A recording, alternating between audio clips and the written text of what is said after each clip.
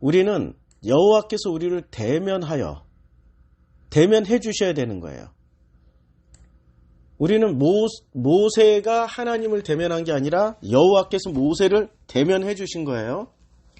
이게 중요한 겁니다. 기도 제목이 있다면은 그냥 내가 하나님을 뵙겠나이다, 하나님 보여주세요가 아니라 여호와께서 나를 대면하고 계시는구나 라고 아멘하고 살아가시면 돼요. 그게 동행이라고요.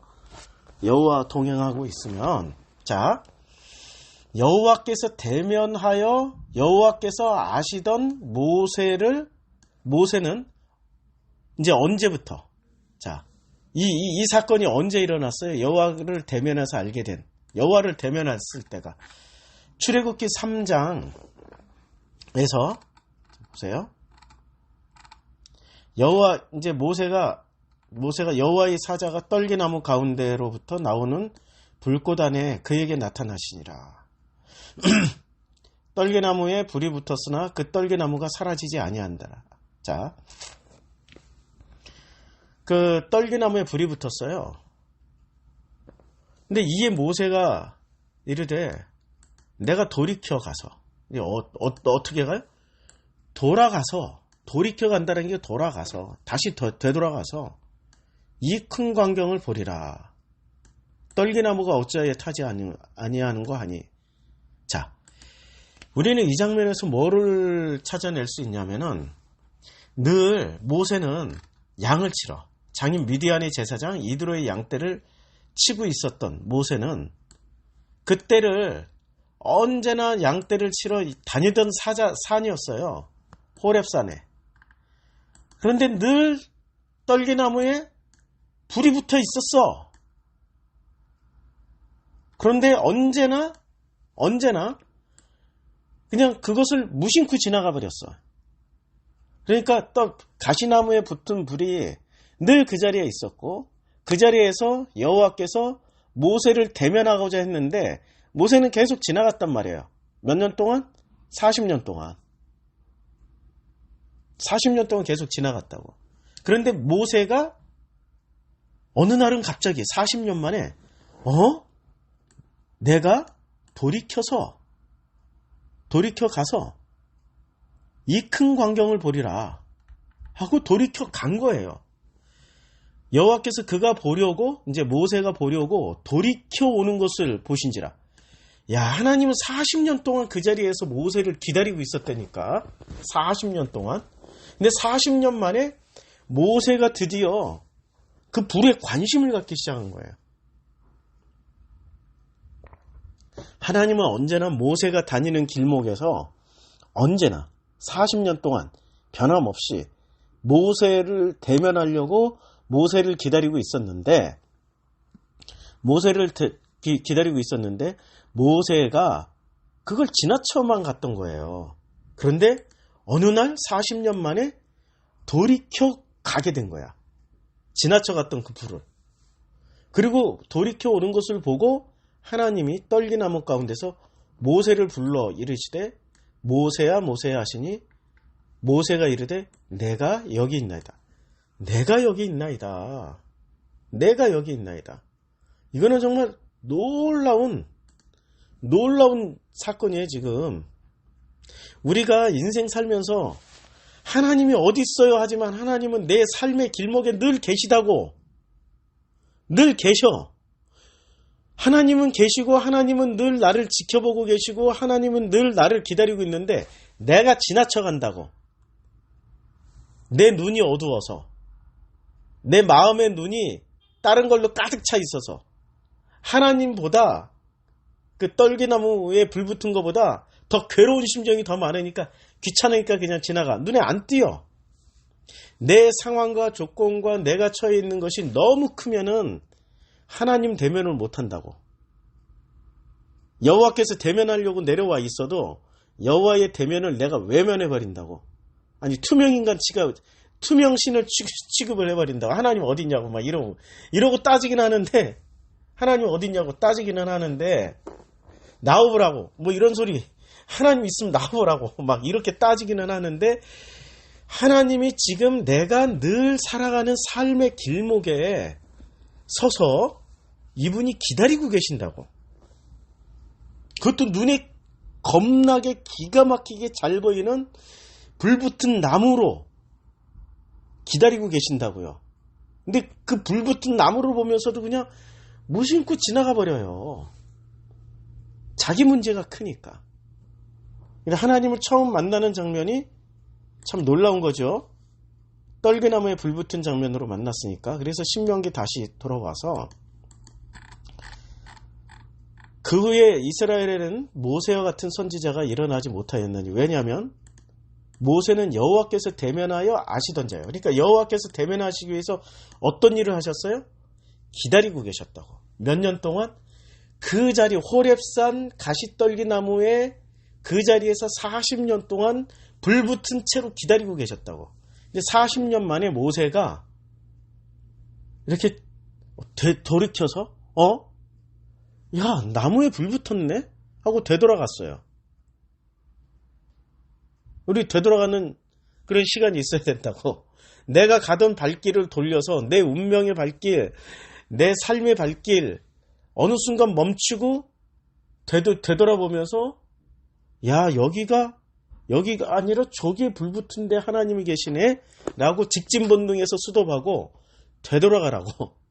되돌아갔던 사람이 신약 성경에는 누가 나와요? 예수님의 비유에 나오는 탕자. 탕자는 자기 분깃을 다 달라고 그랬어요. 그리고 가서 다 써버렸다고. 그리고 돼지 우리 속에 있는 그 돼지밥을 먹으면서 다시 돌이켜 아버지를 보게 된 거야. 그리고 아버지 집에는 먹을 것이 있다. 쉴 곳이 있다. 이러고 아버지께 갔다고요. 자, 이게 이제 34장 10절의 의미를 여호와께서 대면하여 아시던 자요. 이제 내용 설명을 했습니다. 11절. 여호와께서 그를 애굽 땅에 보내사. 이제 여호와를 대면하면 어떤 사건이 일어나는 겁니까?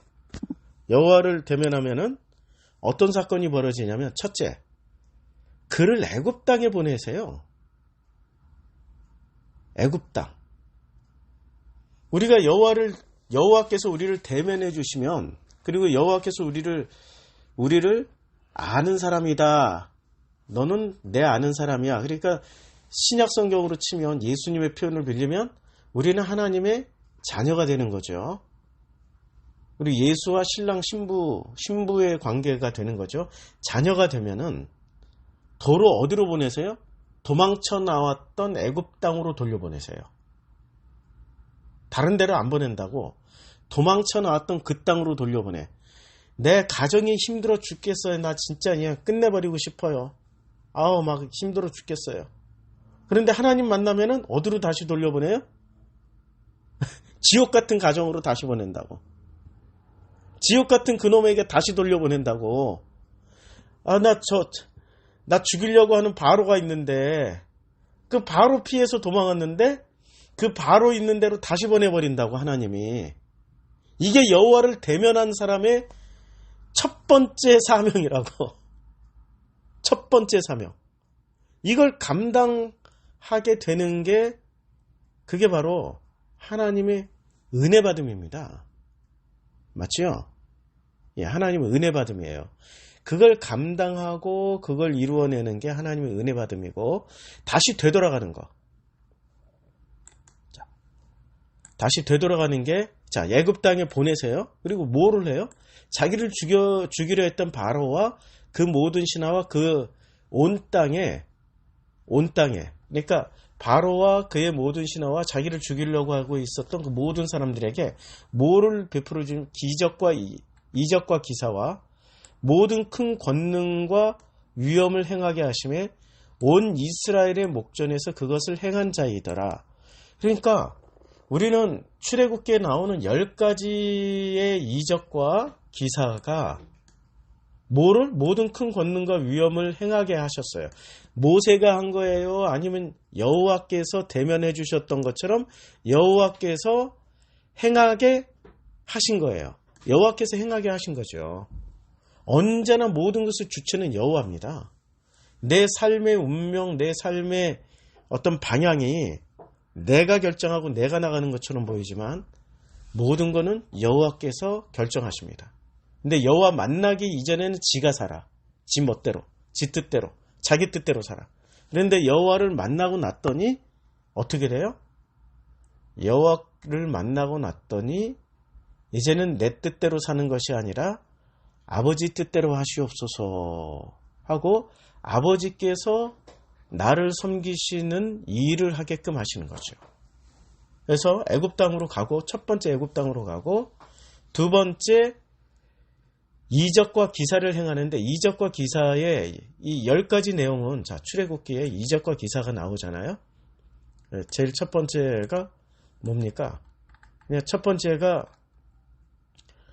큰 심판을 내리고 뱀이 지팡이가 되는 거죠. 아니, 지팡이가 뱀이 되고, 그러니까 신하 앞에 지팡이를 던지니 뱀이 된 거예요. 그러니까 뱀 얘기로 시작하는 거예요. 재앙의 시작이. 그리고 개구리가 나오고, 그리고 파리가 나오고, 이런 재앙들이 나오는데, 자, 광야에서 뱀의 실체를 가르쳐 줬잖아요. 노뱀이 불뱀이 물어 죽이고, 노뱀이 또 살려주잖아요. 그러면 히브리서에서는 예수를 뭐라고 해요? 광야의 장대에 매달린 뱀이라고. 그러니까 예수는 이렇게 지팡이를 던져서 뱀으로 만든 이 기적이, 첫 번째 기적이 누구를 가르쳐 준 거예요? 예수 가르쳐 준 거죠. 예수. 그리고 나일강 물이 변하여 피가 됐죠. 예수를 가르쳐 준 거란 말이에요. 그리고 이 출애굽하기 직전에 이제 유월절 행사를 지내잖아요. 그러니까 유월절 행사의 핵심이 뭡니까? 유월절 행사의 핵심이 그게 바로 예수 이야기 아니에요? 유월절 어린 양. 그러니까 이 10가지 이적과 기적을 통하여서 무엇을 말씀하시고 있었냐면은 이 모세는 이적과 기사를 통하여서 예수를 가르쳐 줬다고. 이렇게 예수를 가르쳐 주는 게 큰 권능과 위엄을 행하게 하시는 일에 순종하는 거란 말이에요. 그러니까 자기를 죽이려고 했던 애굽 땅으로 가서 뭐를 가르쳐 줘야 돼요? 예수를 가르쳐 주면 된다고. 이게 신명기 마지막 34장 12절 신명기 전체의 결론이 이거란 말이에요. 마치 이와 같아. 사도행전의 1장에 보면 오직 성령이 너에게 임하시면 너희가 권능을 받고 예루살렘과 온 유대와 사마리아 땅끝까지 이르러 누구의 증인이 되어야 돼요? 예수의 증인이 되어야 되는 거죠. 신명기 34장의 결론이 증인들하는 거예요. 모세처럼. 모세와 같이 여호와께서 대면하여 알게 된 모세는 애굽 땅으로 보내심을 받고 그 애굽 땅에서 모든 기적과 이사와 큰 권능과 위엄으로 예수를 전하신 거야. 예수를 알아야 친아버지를 찾는다고. 양아버지가 아니라. 예수를 알아야 친아버지를 찾고 예수를 만나야 하나님과 동행하게 되고. 그래서 예수께서 뭐라고 말씀하세요? 예수께서 말씀하시는 내용이 뭐냐면은 이거예요. 요한복음 14장에 보면은 14장 6절에 예수께서 분명하게 말씀하십니다. 예수께서 이르시되 내가 곧 길이요 진리요 생명이니 나로 말미암지 않고는 아버지께로 올 자가 없느니라. 그러니까 구약 성경에서는 모세가 예수를 가르쳐 줬고 신약 성경에서는 예수가 직접 오셔서 이렇게 말씀하시는 거지. 내가 곧 길이요 진리요 생명이다. 예수로 말미암지 않고는 아버지께로 올 자가 아무도 없는 거죠. 아버지께로 가실 수 있는 분이 아무도 없다는 거예요. 이건 참 놀라운 지금 패러다임의 전환입니다. 우리는 교회 가면 예수 가르쳐 줄 줄 아는데 교회 가면 예수 안 가르쳐 줍니다. 교회 가면은 자기가 주인공이 돼서 자기의 인생을 당신 마음대로 사는 법을 가르쳐 줘요. 교회에서. 그래서 마음대로 그렇게 배우기 때문에 뭐를 해요? 자기가 목적으로 소원하고 있던 어떤 것들을 성취를 해내는 것을 그것을 하나님께 그걸 통해서 하나님께 영광 돌리는 삶의 방식을 가르쳐 주기 때문에 목적을 정했어. 성취를 해야 돼. 그러면 어떻게 해요? 주여 해결해 주시옵소서. 막 기도원 가서 기도해버리고 40일 동안 굶어버리고 별의별 짓 다 해요. 그런데 예수는 뭐라고 말씀하세요? 그런 사람들에게 야, 구하면 다 줘. 하물며 뱀을 달라고 하는데 뱀이 누구예요? 아니, 뱀이 나쁜 게 아니라니까. 뱀이 예수란 말이야. 근데 이게 예수. 하물며 뱀을 달라고 하는데 뱀을 주겠느냐? 생선을 주지. 생선을 달라는데 뱀을 주겠느냐?